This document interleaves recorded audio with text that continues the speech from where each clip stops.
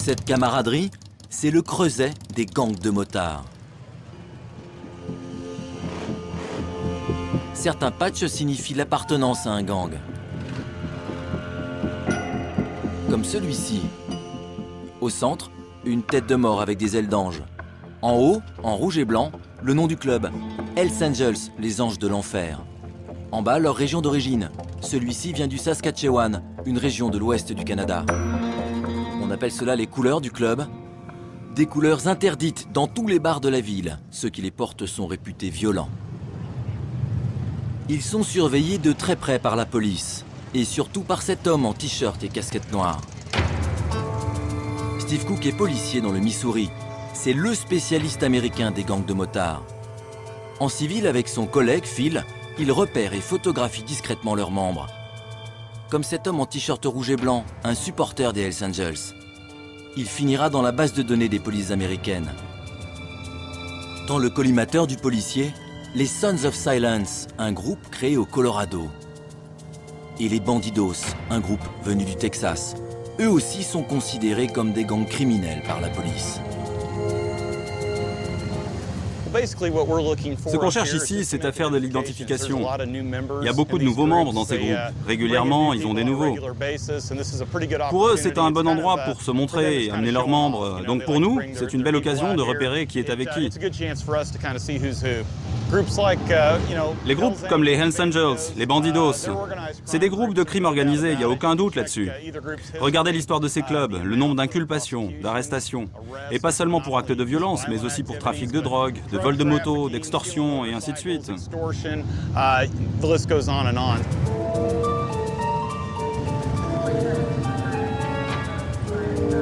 Steve a repéré un homme. Il vient du Colorado. Il porte les couleurs rouge et blanc des Hells Angels. Il n'a pas encore de tête de mort sur son blouson, c'est donc un nouveau venu dans l'organisation. Il se trouve dans un stand d'armes et de poings américains.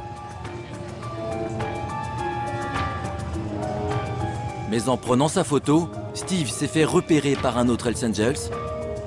Il nous prévient par texto.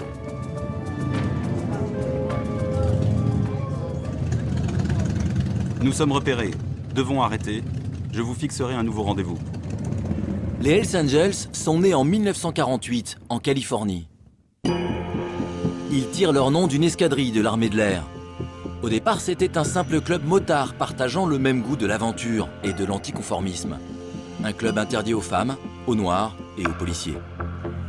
Très vite, l'organisation tourne mal. Là où elle s'implante, certains de ses membres défrayent la chronique. Trafic de drogue, rackets, meurtres, des activités criminelles qui seraient destinées à assurer les ressources du club. Mais l'implication directe de l'organisation n'a jamais été prouvée. Ils sont aujourd'hui 900, répartis dans 69 clubs aux États-Unis. Il existe plus d'une trentaine de gangs comme les Hells dans le monde, et quand ils se croisent, comme lors de ce match de boxe, ça se termine souvent en bagarre générale.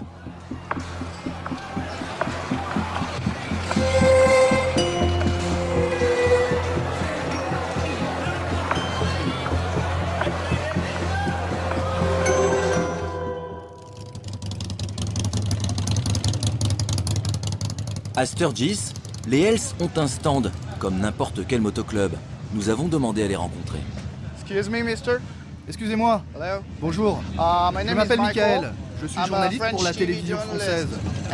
J'aimerais savoir s'il est possible d'interviewer un membre du club. Le problème, c'est qu'on ne sait pas ce que vous mettrez dans ce documentaire et qui vous mettrez. Il faudrait qu'on voit le montage final. C'est pas un reportage sur les Hells Angels, mais plutôt sur les bikers en général. Adressez-vous à notre avocat et dites-lui quelles questions vous voulez nous poser. Tout contact officiel avec les Hells Angels doit passer par leur avocat. Et leur stand est le seul où les caméras sont interdites. Vous devez demander la permission, sinon on va se fâcher. Steve Cook, le policier de l'anti-gang, nous a donné rendez-vous à son hôtel. Il sait d'où vient la violence du club. Les Hells Angels, ils veulent dominer le monde. Ils veulent être le seul club de motards dans le monde. Ça ne se produira probablement jamais, mais c'est leur ambition. Et c'est beau d'avoir des rêves. Sur les photos qu'il prend, des détails montrent la violence du gang. Prenez cet individu, il porte le chiffre 81 sur ce tissu. Les 8e et premières lettres de l'alphabet sont le H et le A, comme Hells Angels. Regardez cette cravache rouge et blanche qu'ils portent. C'est une arme. Ils peuvent l'attacher à leur moto et s'en servir comme un fouet. Ce double éclair, inspiré du symbole SS, a été photographié sur un de leurs blousons. Ce patch est réservé aux membres qui ont commis un meurtre au nom du club. Un club qui se fait justice lui-même, comme au Québec en mars 1985. 5 de ces Hells Angels ont été tués par leurs frères. C'était une purge interne, exigée par les Hells de New York, d'après ce qu'on suppose. Ces individus ont été tout simplement exécutés. Alors qu'ils arrivaient à une fête, ils ont été enlevés, ligotés et plongés dans le fleuve. C'est ça la fraternité façon Hells Angels. Ils ne suivaient pas les règles, ils ne faisaient pas ce que les Hells Angels attendaient d'eux. Et au lieu de fermer le club, de les tabasser et de les expulser, ils les ont tous tués. C'est le dernier soir de la fête de Sturgis. Les Hells Angels sont repartis. Il ne reste plus que leurs ennemis de toujours, les bandidos. Une présence suivie de près par les forces de l'ordre et le FBI. Une semaine plus tard, la police arrêtera 27 motards après une fusillade entre les Hells Angels et un gang rival dans l'Arizona. Peoria, près de Chicago. Les gangs de bikers sont extrêmement secrets. Ils sont aussi difficiles à pénétrer que la mafia. Pour les combattre, la police n'a pas d'autre solution que d'infiltrer les gangs. Steve Cook organise une journée de formation pour les policiers infiltrés, des policiers venus de tous les États-Unis. Il y a des enquêteurs qui se sont fait casser la gueule. Impossible de vous montrer leur visage sans mettre en danger leur travail, voire leur vie. Sauf lui. Edward Josh a infiltré le gang des Outlaws, considéré comme le plus violent aux États-Unis. Pour le compte du FBI, sous une fausse identité, il est devenu un de leurs membres. Ils me posaient des questions et ils me testaient sans arrêt. Je devais relever des défis. On m'a mis dans des bagarres pour voir si je me défendais bien, si je défendais bien le club.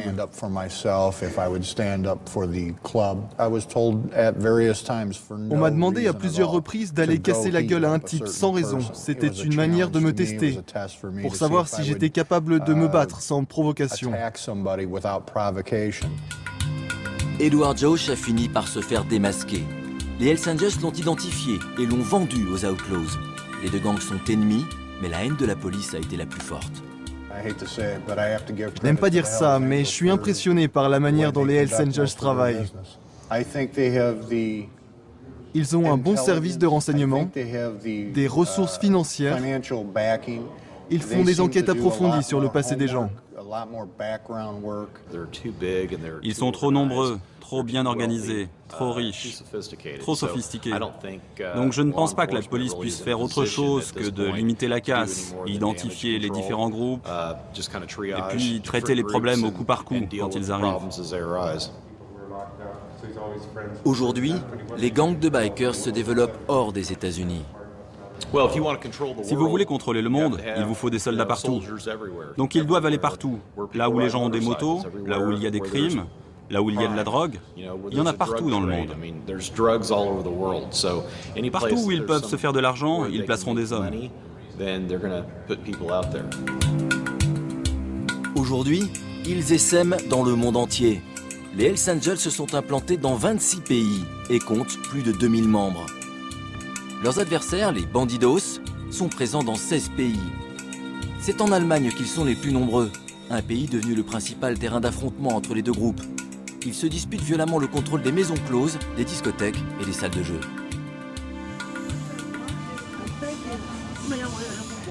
Direction Duisbourg, dans le nord-ouest de l'Allemagne. Une ville sous haute surveillance. Plusieurs centaines de policiers sécurisent les alentours du tribunal. Un Hells Angel est jugé pour le meurtre d'un bandido. Il y a peu, une ville a été saccagée par les motards lors d'un procès. Stéphane Ulrich est un des juges du tribunal de Duisbourg. Pour des raisons de sécurité, nous séparons les membres des Bandidos et ceux des Hells Angels. Ils entreront séparément dans le bâtiment. Qu'est-ce que vous craignez s'ils se rencontrent? On ne sait jamais ce qui pourrait se passer, mais nous devons prévenir toute forme de violence à l'intérieur comme à l'extérieur du bâtiment. La ville a limité le nombre de motards autorisés à assister au procès. Escortés par la police, 10 bandidos entrent par une porte latérale.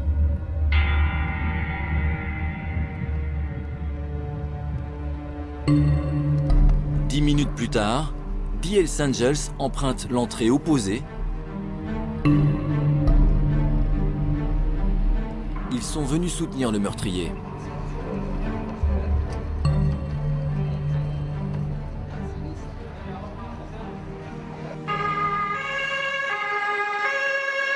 C'est le procès de cette affaire. En octobre 2009, l'assassinat devant son club à Duisbourg d'un bandido de 32 ans prénommé Eschli, tué d'une balle par un Hells Angel. Aujourd'hui, en plein procès, la police craint les représailles. Sur la façade, la photo du mort et le patch Bandido Expect No Mercy, en français, n'attendez aucune pitié. Ce serait un appel à la vengeance. Ce patch est celui de l'extrême violence. Il n'y a pas qu'au tribunal que la ville est sous tension. Pendant le procès, la police perquisitionne le local des Bandidos. Quand on a fouillé les Bandidos qui venaient à la première journée du procès, on a trouvé une arme à feu sur un homme de 50 ans. Sur d'autres Bandidos, on a trouvé des couteaux et des objets pour frapper.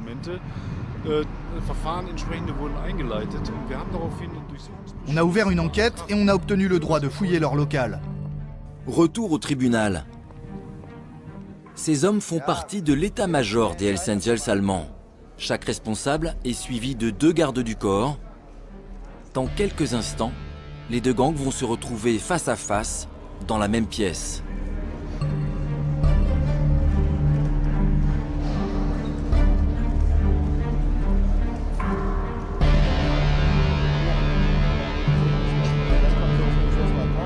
Une vingtaine de policiers se placent entre les ennemis.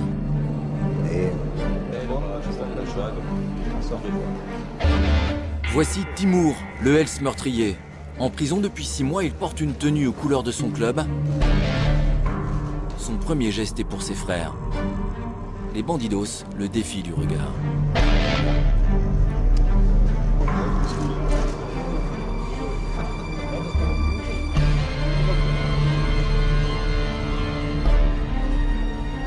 Timur était proxénète. C'est pour une affaire de femme qu'il a tué un bandido. Une initiative personnelle. Juridiquement, le motoclub des Hells Angels n'est pas en cause.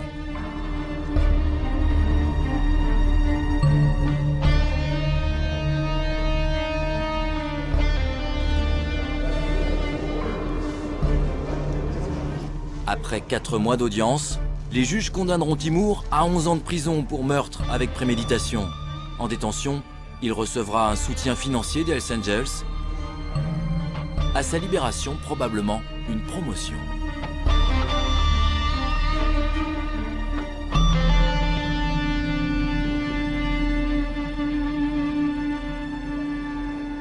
Les autorités fédérales allemandes s'interrogent sur l'interdiction des clubs Hells Angels et Bandidos. 2 mois après le procès, les 2 clubs ont signé un traité de paix en Allemagne. Ce jour-là, aucune des 2 organisations n'avait accepté de nous parler.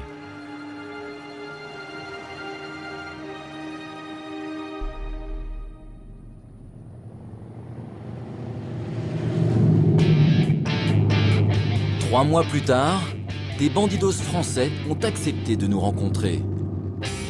Ils sont environ 80, répartis sur tout le territoire.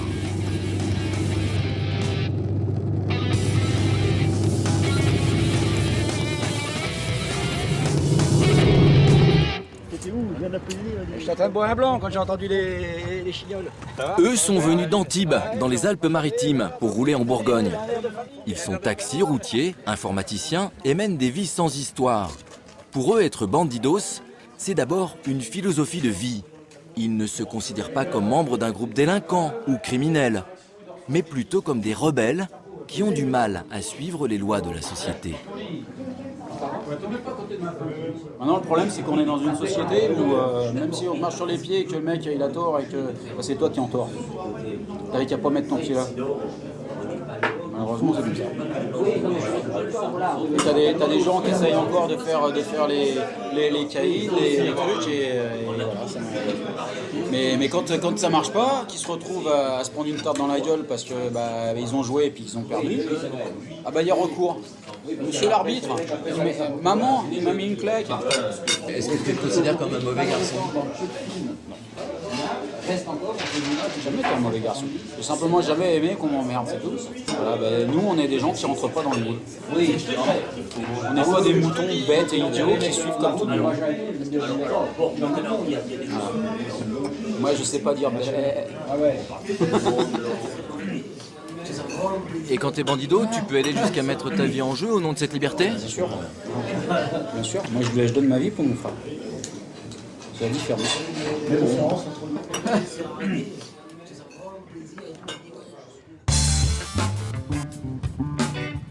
Les bandidos français ne sont pas les seuls à rouler en France cet été. 1500 bikers sur des routes de Bourgogne. C'est la grande réunion européenne de la nation bandido.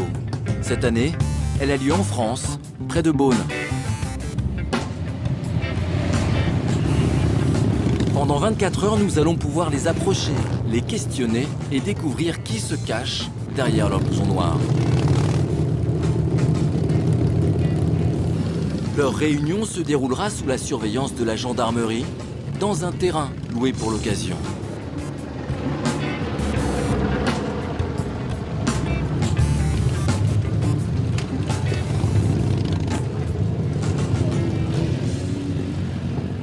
C'est la première fois qu'une équipe de télévision est autorisée à filmer cette fête privée.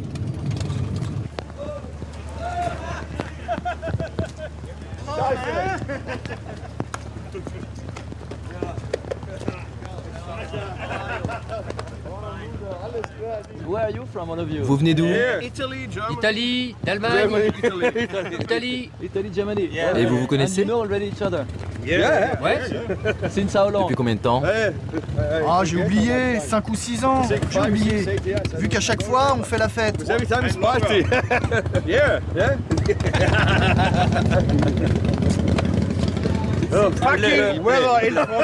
temps pourri en France. Il fait où partout ici, il pleut.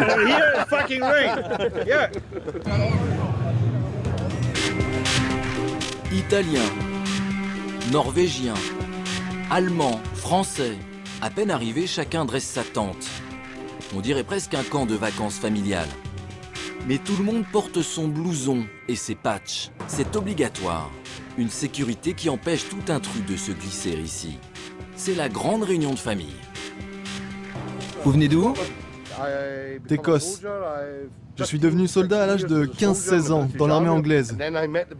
Et puis après, j'ai rencontré les bandidos. Et maintenant, j'ai de nouveau une famille. J'ai 53 ans, mais je suis comme un enfant. Parce que j'appartiens à une famille. C'est ce qui me remplit le cœur. Pour les Français, devenir frères bandidos, c'est intégrer un immense réseau. On peut aller en Thaïlande, on peut aller en Australie, on peut aller aux États-Unis, en Europe, partout. On a des frangins qui sont prêts à nous accueillir. Il suffit de passer un coup de téléphone, ah tiens... Même s'il t'a jamais vu, mais même s'il sait pas qui tu es? Ça n'a rien à voir, c'est pas la question de... On est frères. On est frères. L'amour, la loyauté, le respect, c'est très fort chez nous. Et voilà, c'est tout. Je les rends... C'est quel genre d'amour? Un amour fraternel.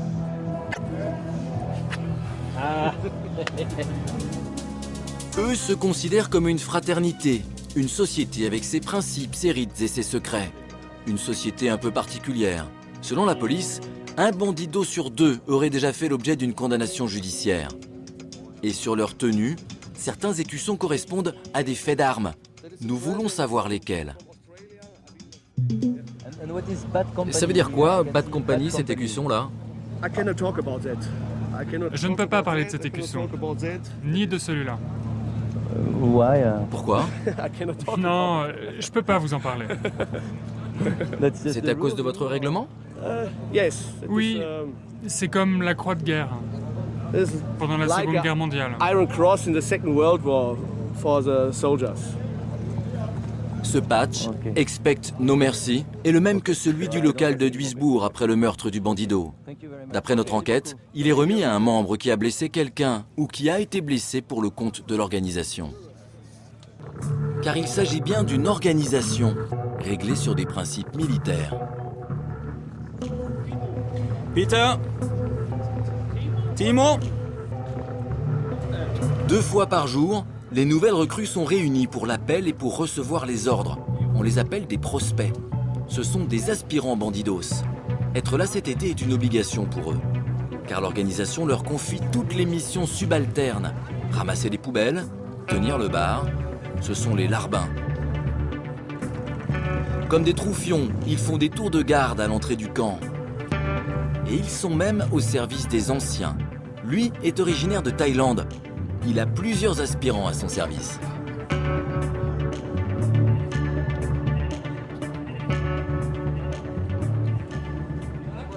Il travaille dur? Oui, avant d'être un membre à part entière, il faut travailler et tout apprendre. Et est-ce qu'ils peuvent refuser certaines tâches? Non, ils doivent le faire. Ce qu'on leur demande, c'est pas si dur.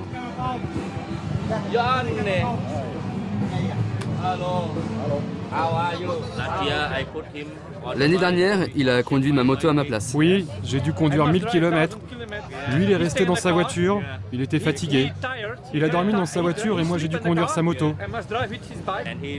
Ouais, il a fait 1000 km. Oui. Donc, vous êtes un larbin d'une certaine façon? Oui. Oui, jusqu'au jour où les frères te donnent les couleurs. Peut-être au bout d'une semaine, 1 an, 5 ans, tout dépend. Et en haut de cette hiérarchie, il y a aussi des chefs. Ce sont les présidents de chaque club local. À leur tête, un président Europe que notre caméra ne croisera jamais. Quant au président monde, il est aux États-Unis. Vous nous avez dit qu'il y avait une réunion, c'est quoi cette réunion? Oui, je vais à la réunion. C'est une réunion réservée au président. Seulement pour les présidents? Seulement pour les présidents. Et de quoi allez-vous parler? On discute de l'emplacement des tentes, de l'heure du concert, et ensuite les présidents font une annonce aux membres. Et vous y allez maintenant? J'y vais là, dans 3 minutes. On peut venir avec vous? Non, vous n'êtes pas président d'un club. C'est réservé au président. D'après d'autres sources, cette réunion avait un objet précis, la réélection par un vote des dirigeants européens du club. C'est l'heure de la photo de famille. 1500 bandidos venus de toute l'Europe, un cliché que rêveraient d'avoir les polices européennes. Une image où manquent les frères emprisonnés. En Europe, une dizaine au moins est derrière les barreaux pour trafic de drogue, détention d'armes ou bien meurtre.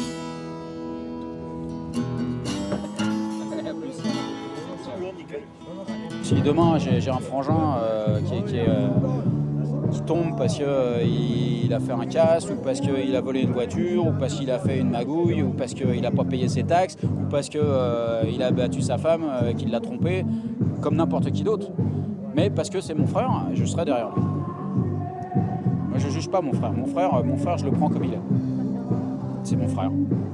La différence, justement, avec les gens civils, c'est que, justement, ton voisin, que tu dis c'est ton pote, à qui tu prêtes tes outils, machin et tout, si lui fait une connerie et qu'il va en prison, tu vas aller le voir au parloir.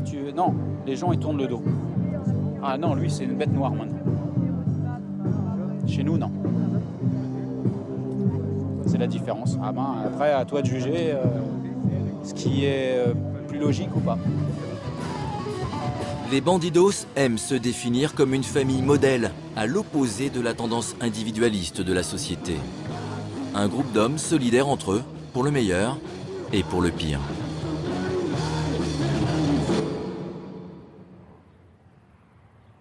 Notre enquête nous mène au Danemark, un pays réputé pour sa douceur de vivre. Plus surprenant, c'est aussi le pays d'Europe où les bandes de motards sont les plus violentes. La police danoise a même monté un département anti-gang.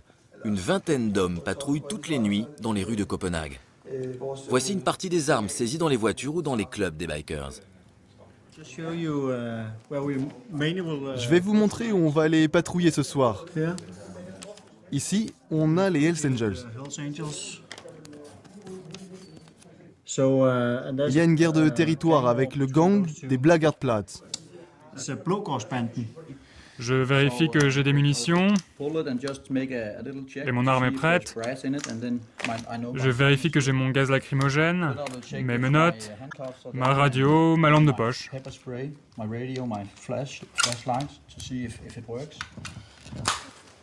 Avant d'aller sur le terrain, on nous équipe d'un gilet pare-balles. C'était quand la dernière fusillade liée au gang de motards? C'était la semaine dernière.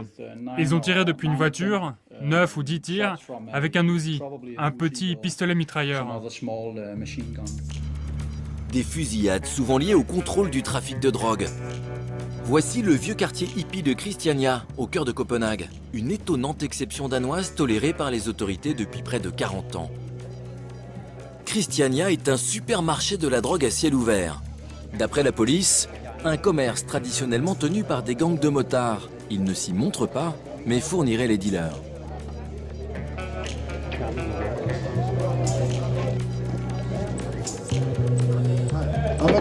Bonjour, c'est combien pour un gramme? 100 couronnes. 100 couronnes. Ça fait combien en euros? 13 euros. Le chiffre d'affaires du trafic de drogue à Christiania est estimé à plusieurs millions d'euros par an. Qu'est-ce que vous me conseillez? Qu'est-ce qui vous ferait plaisir? Le White Russian peut-être. Je vais en prendre pour 25 euros.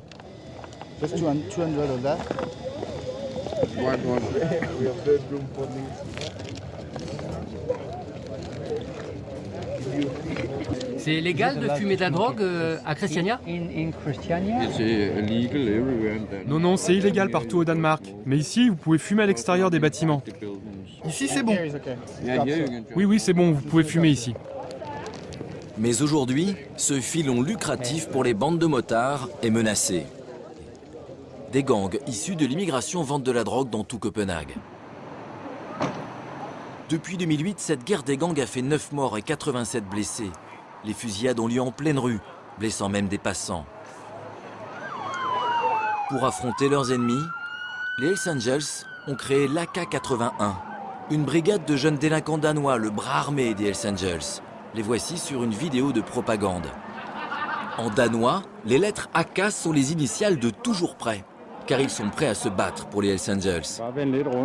Une vingtaine d'entre eux a déjà été arrêtés et condamnés pour participation à la guerre des gangs. Les policiers de l'anti-gang partent en patrouille. Direction le territoire des Hells Angels, un quartier proche du centre de Copenhague.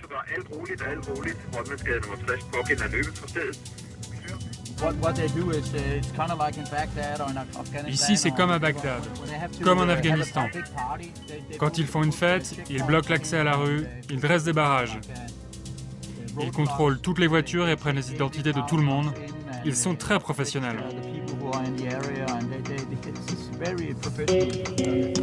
C'est comme une milice. C'est une milice. Et ici, c'est comme une forteresse. La ronde commence par le local des Hells Angels. C'est le quartier général des Hells Angels. C'est le siège du président des Hells Angels. Au Danemark, comme en Allemagne, l'organisation a le statut légal d'association. Sous les caméras de surveillance des Hells, le policier relève les plaques d'immatriculation des membres du club présents ce soir-là. Comment vous savez s'il y a du monde dedans? Il y a toujours quelqu'un au cas où. S'ils sont attaqués, ils peuvent prévenir les autres. Une voiture attire leur attention. Elle appartient à Hells Angels. C'est qui? C'est la télé française. Ce sont 3 Hells Angels de garde à l'intérieur du club. Ils préfèrent rester à l'écart de la caméra. On a souvent trouvé des pistolets cachés dans les voitures. Donc on doit tout vérifier. Pour le policier, aux mains des Hells Angels, le moindre objet devient suspect. Voilà, des choses comme ça. Un cric pour frapper. Dans la plupart de leurs voitures, il y a un tournevis. Pour poignarder. La pression de l'anti-gang commence à porter ses fruits. 4 Hells Angels ont été arrêtés et condamnés depuis 1 an. Soudain, un appel radio.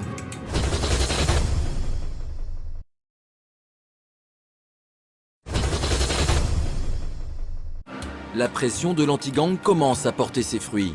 4 Hells Angels ont été arrêtés et condamnés depuis 1 an. Soudain, un appel radio. On se dirige vers un bar où il y a 10 types.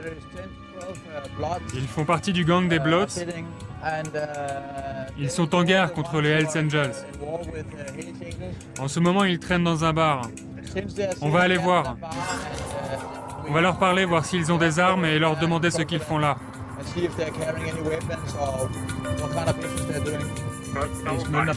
Et nous voici dans le quartier des Bloods. Les Bloods, un nom copié sur un gang de Los Angeles.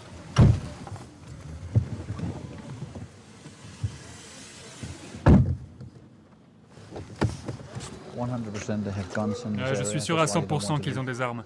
Sinon, ils partiraient. Dès qu'on s'en ira, ils iront chercher leurs armes. La présence de notre caméra ne fait pas plaisir aux Bloods.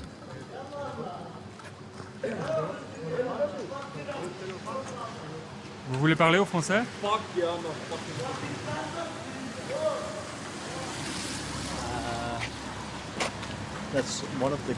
C'est un des gars qu'on connaît. Il porte un gilet pare-balles.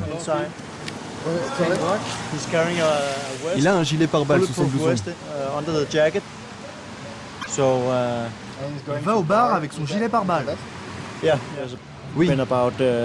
Il y a eu au moins 4 ou 5 échanges de tirs dans le quartier. C'est pour ça qu'il a un gilet pare-balles.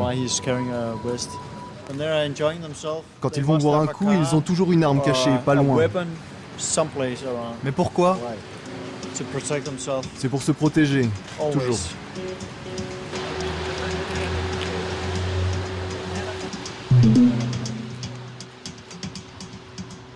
Le gars derrière moi, là, avec la casquette noire, son frère a été tué il y a 5 ans par un autre gang.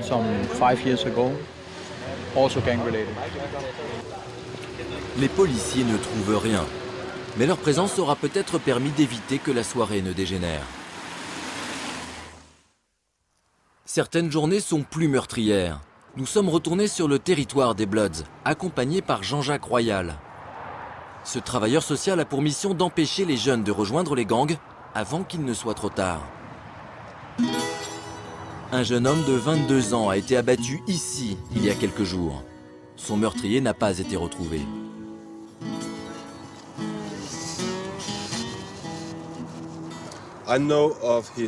Je le connaissais de nom.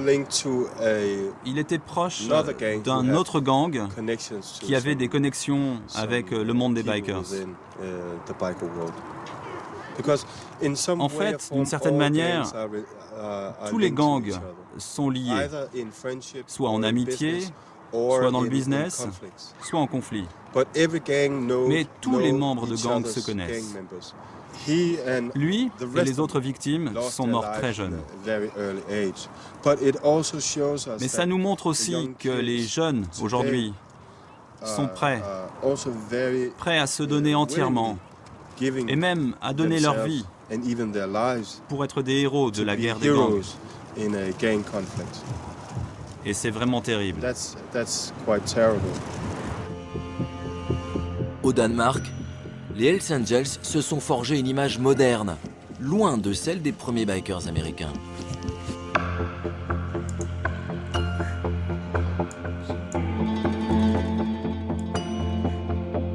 Ce que vous voyez là, c'est une photo de Hells Angels sur leur site danois.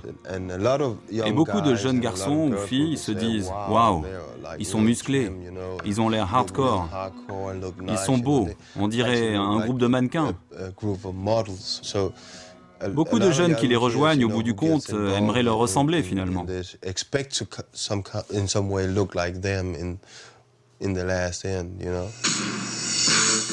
Les Hells Angels jouent de l'identité viking pour plaire aux jeunes Danois.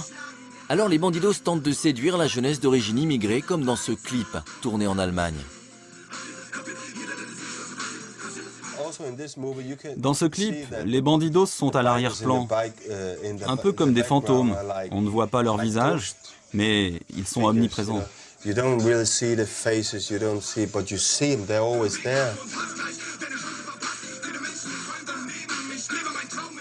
Qu'est-ce qui rapproche ces jeunes des bikers? C'est le sentiment de protection. Ces jeunes, les gangs de bikers leur donnent la possibilité de faire l'expérience du pouvoir. Ce qui est important quand on traîne dans la rue, tous les jours. J'ai remarqué que beaucoup de jeunes, quand ils entrent dans un gang de bikers, ils n'ont plus peur de rien.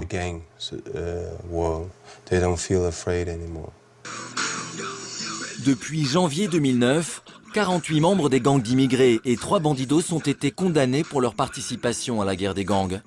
Une quarantaine attend son procès. La guerre des bikers n'a pas touché la France. Mais pourquoi? Avec ses routes en bord de mer, la Côte d'Azur est le paradis des motards. 4 clubs de bandidos sont implantés entre Marseille et Nice.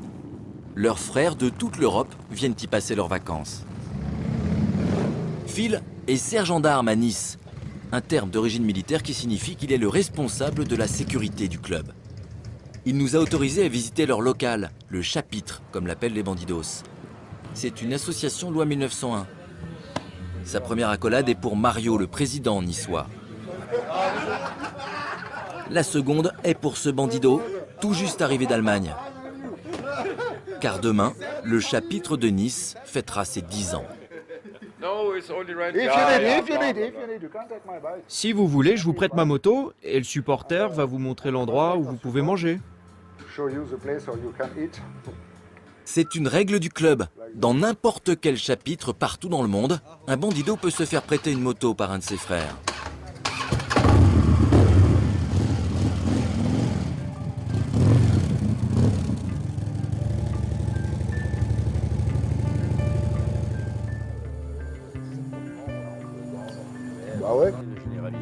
Mario travaille dans le bâtiment, Phil est commercial. Le chapitre, c'est leur deuxième maison. Un repère, avec un système vidéo pour surveiller les abords. Cette boîte qui reçoit les dons pour les frères en prison. Et comme dans tous les chapitres bandidos, leur héros. Alors là, c'est Pancho Villa.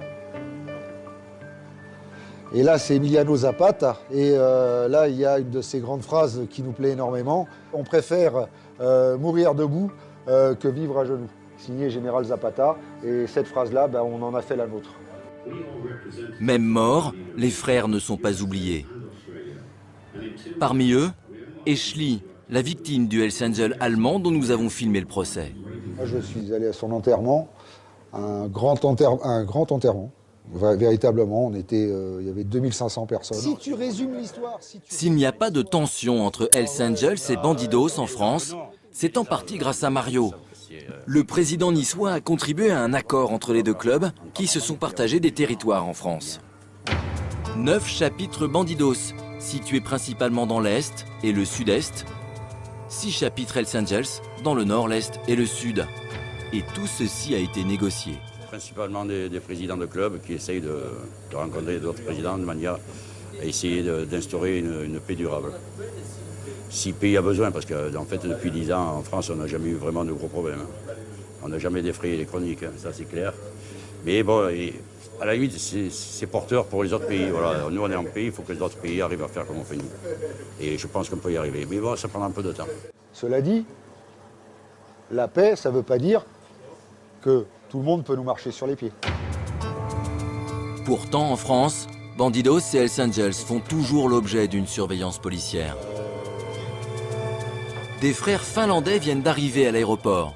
C'est Hervé, un fan du club niçois, qui doit aller les accueillir. Ils parlent qu'anglais, mais bon, tu les fais patienter. Quand tu nous appelles là-bas, s'il y a un problème, tu nous appelles. C'est Mika qui arrive. C'est au T2, je crois. Hervé rêve de devenir bandido, mais il faut le montrer. Alors, toutes les corvées c'est pour lui et ça dure depuis 6 mois. Mauvais point pour lui, Hervé va arriver trop tard à l'aéroport. On est à la bourre, on n'a qu'une voiture, mais c'est pas leur problème ça. Enfin bon, allez, rentre, de toute façon, il y a Mario, il veut te voir. Il est fou furieux. Non mais Mario, il est fou furieux, c'est pour ta gueule là, je te le dis. Moi, j'assume pas là. 10 minutes plus tard, Hervé est de retour. Il va se faire remonter les bretelles. Vraiment, Darash, il était fou furieux. Nos deux frères, ils arrivent de Finlande et toi tu les trouves pas. Oh putain! Ils sont partis, ils se sont démerdés, maintenant ils sont partis à Cannes. C'est pas...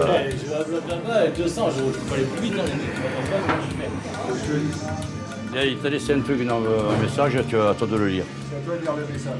Tu te démerdes avec lui. C'est en anglais ou en danois, je sais pas.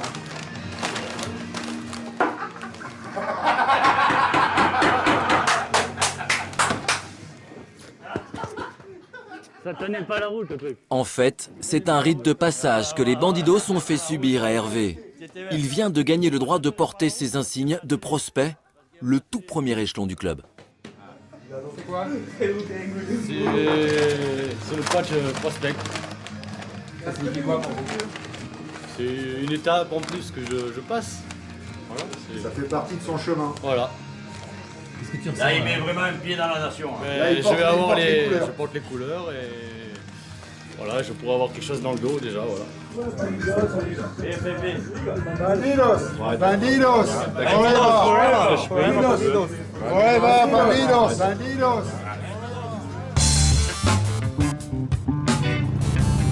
Le lendemain, Phil attend 300 personnes pour fêter les 10 ans du club. La fête a lieu à Cannes.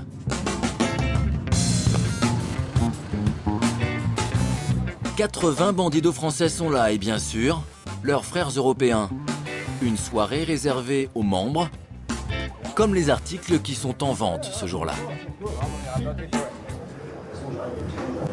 Donc on vend à cette occasion, on a créé des t-shirts commémoratifs, comme vous avez pu remarquer. On est très friand de fringues, de t-shirts bandidos qu'on s'échange, qu'on s'achète. Ça marque notre passage.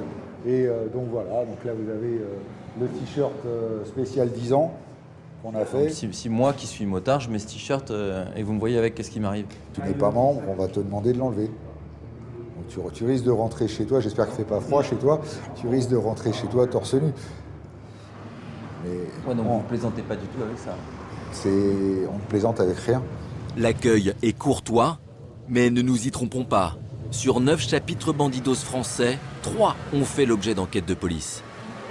Lui, c'est le vice-président européen des bandidos. Il s'appelle Bob, c'est un Marseillais.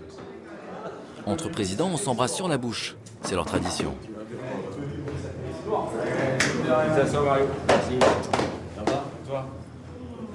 Les chefs vont se retrouver dans une pièce, à l'écart, une pièce interdite aux simples membres. Détente ou discussion sur la stratégie du club, nous ne le saurons pas.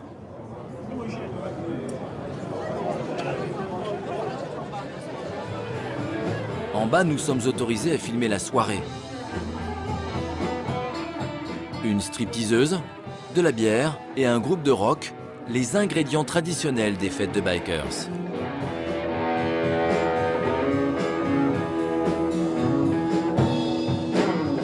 Mais aucun bandido ne danse. Danser avec son blouson et ses écussons est interdit par le règlement. Hervé a cousu son patch. Il a gagné le droit d'apporter le gâteau d'anniversaire.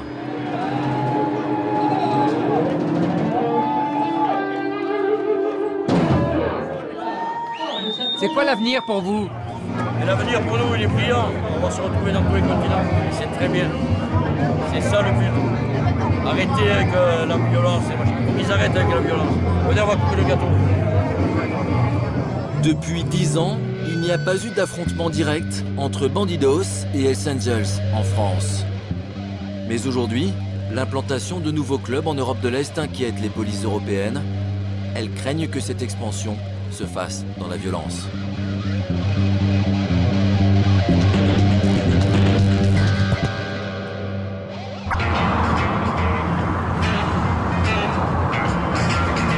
Notre enquête se poursuit à El Paso, au sud du Texas, à la frontière mexicaine.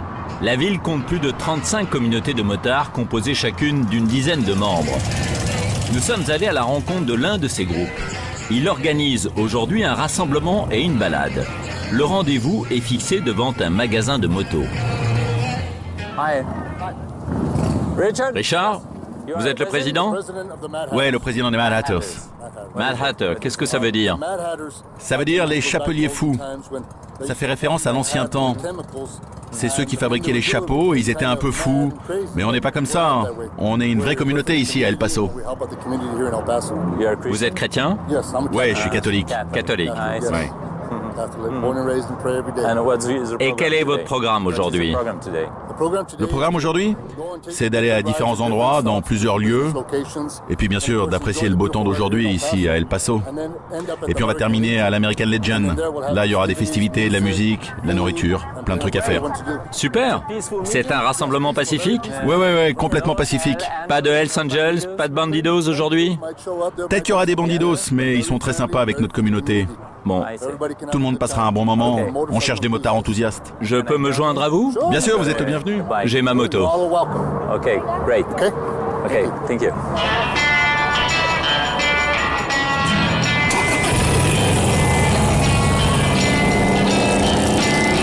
La balade va durer toute la journée, sur plusieurs dizaines de kilomètres. Et le cortège ne laisse pas indifférent. Ces bikers ne recherchent pas la vitesse, mais le plaisir de rouler, de sentir que la route leur appartient pour quelques instants. À chaque étape, de nouveaux motards de différents clubs rejoignent le groupe. Aujourd'hui, ils sont là pour soutenir l'un des leurs, atteint d'une grave maladie. Une tombola permet de récolter des fonds pour financer son traitement. La plupart de ces motards sont chrétiens. La solidarité fait partie de leurs valeurs. Ils soutiennent tous leurs frères, même les hors-la-loi. Nous prions pour les bandidos. Vous êtes un bandido? Non. Laissez-moi vous expliquer. En fait, les bandidos sont des clubs de soutien et ce qu'on porte là, ça montre qu'on en fait partie. On les soutient et on prie aussi pour eux. Et pourquoi ont-ils besoin de vos prières? Nous, on prie pour tout le monde. Pourquoi eux? Je suis chrétien. Vous voulez dire par là qu'ils sont hors la loi parfois? Oui, donc ils en ont besoin. Les hors-la-loi sont ceux qui ont le plus besoin de prière. Oui, nous avons besoin de prier pour eux au maximum, pour qu'ils soient sauvés. Vous voyez? Et qu'ils retournent dans le droit chemin. Pour les maintenir loin du crime, du trafic de drogue, de la violence? Absolument. On prie pour qu'ils restent éloignés de tout ça. Et donc vous avez beaucoup de travail pour les éloigner de tout ça? Pardon?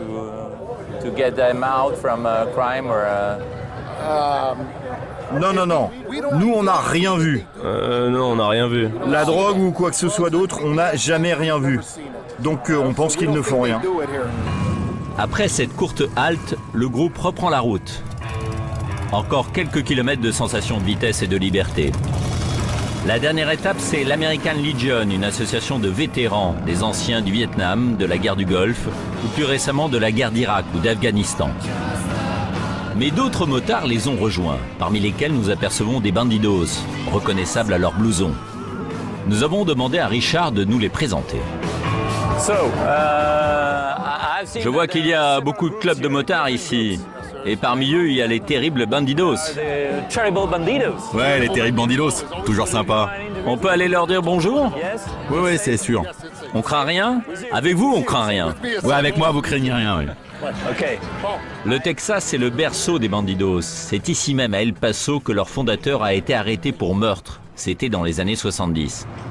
Leur slogan: nous sommes devenus ces gens contre lesquels nos parents nous mettaient en garde. Comment ça va? Vous venez d'où? Paris. Paris? Vous êtes loin de chez vous? Télévision française, on fait un reportage sur les différents groupes de motards. Vous voulez savoir quoi sur les motards? Ça fait partie de la culture américaine. Oui, on est des gentils. C'est les flics les méchants. Les flics sont les méchants, pourquoi? Oui, c'est des porcs. Mais pourquoi vous êtes si agressif contre les policiers? C'est eux qui le sont. C'est des grosses merdes. Ils en ont rien à faire de la communauté des motards. Pourquoi avez-vous une aussi mauvaise réputation aux États-Unis? Ça fait combien de temps que vous êtes là? Une journée. Mais bon, ils m'ont dit que vous étiez très sympa. Oui, c'est leur événement. On les soutient et ils nous soutiennent aussi. Au nom de la fraternité? Oui. Qu'est-ce que vous faites pour améliorer votre réputation, pour vous débarrasser de votre image? Parce qu'en Europe, les bandidos ont une mauvaise image, au Danemark notamment. Il y a des affrontements, des émeutes. Oui, mais c'est un autre monde là-bas. Il y a une rivalité avec les Hells Angels? Ah, mais ici, il n'y a pas de Hells Angels. Ah bon, il n'y en a pas ici à El Paso? C'est trop dangereux d'être un Hells Angels à El Paso? On va pas sur leur territoire et ils viennent pas sur le nôtre. Et leur territoire, c'est la Californie. Je crois que vous avez un club là-bas. Non. Mais le mieux, c'est que vous alliez voir le gars là-bas. Il vous en dira plus. Bonjour. Salut. Ça fait combien de temps que vous êtes un bandido? 11 ans. Et quelles sont vos valeurs? C'est pas des valeurs, c'est notre mode de vie. Et quelle sorte de mode de vie? On veut juste s'amuser, mec. Faire de la moto, voyager, traverser le pays? Ouais, voilà, rouler, c'est ça.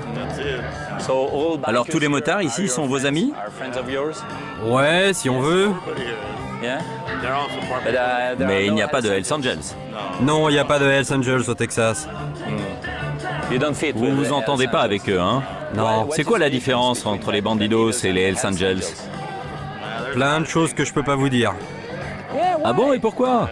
Je peux pas vous dire, c'est tout. C'est un secret? Demandez-leur, ils viennent pas chez nous, on vient pas chez eux. N'attends pas de pitié, pourquoi? Cours. Je ne dois pas attendre de pitié de votre part? Cours avant que je t'attrape. Salut, merci, ciao. Même si l'ambiance est bon enfant, la guerre des territoires n'est pas une plaisanterie aux États-Unis. En 2006, des bandidos du Texas ont été soupçonnés du meurtre d'un motard de 44 ans. Ils s'apprêtaient à ouvrir un club de Hells Angels. Moins de 1% des motards, ici aux États-Unis, appartenant à des associations, s'adonnent à des activités répréhensibles. Ce n'est pas évidemment l'amour de la moto qui produit la violence. En revanche, les bandes de motards, notamment aux États-Unis, doivent se méfier, rester vigilants pour ne pas être gagnés, gangrénés par le phénomène grandissant, le phénomène des gangs. Voilà, merci d'avoir été avec nous. Rendez-vous la semaine prochaine pour un nouveau document d'Enquête exclusive. Dimanche prochain, Enquête exclusive vous fait découvrir un Kaboul méconnu. Dans la capitale afghane, les habitants tentent d'échapper par tous les moyens à un quotidien ravagé par la guerre. Sherzai, Salim et Freydouna voyagent grâce au sport.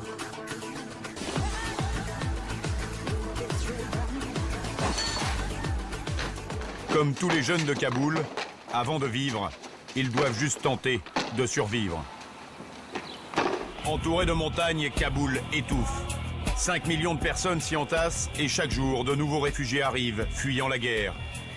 Contenir la population, la contrôler et surtout empêcher les talibans d'entrer dans Kaboul, c'est la priorité des forces de sécurité.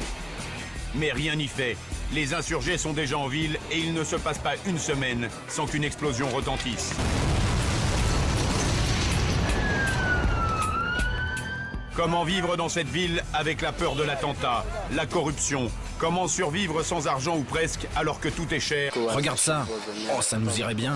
Quel avenir pour une jeunesse qui n'a connu que la guerre? Ça, c'est ma maison. Nous vivons à 7 là-dedans. Combine, plaisir, marché noir, le vrai visage de Kaboul, c'est dimanche prochain dans Enquête exclusive. Voilà, c'est la fin de cette émission, préparée avec Carole Patrijon, rédaction en chef de cette émission, Jean-Marie Tricot et Maude Brunel, réalisation plateau, Nicolas Dom, Jean-Pierre Aquatella et Pierre Elberg, production Fanny Rosello. Bonne soirée sur M6.